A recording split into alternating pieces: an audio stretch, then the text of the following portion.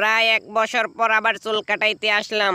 সেই যে গত বছর ঈদের সময় চুল কাটাইছিলাম, এরপর আর সেলুন ঘরের সৌভাগ্য হয়নি আমার চেহারাখানি দেখার। যাই হোক, আজকে চুল না কেটে আমি বাসায় যাবই না।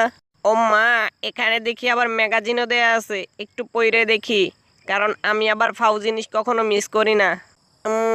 এতদিন পর চুল কাটাইতে আসছি, তা কোন কাটিংটা দেয়া যায়, নাকি সবগুলো একটু একটু করে দিয়ে যাবো? স্যার বলুন কোন কাটিংটা দিব আপনাকে? উম, এই ঘোড়ার লেজের কাটিংটাই আপনি আমাকে দিয়ে দিন। স্যার আপনার তো ঘোড়ার লেজ নাই, তাই এই কাটিং হবে না। তাহলে আপনি আমাকে ওনার মতো পাল্লা কাটিং মেরে দেন, যাতে চুল সহজে বড় না হয়, আবারও 1 বছর চালাই দিতে পারি।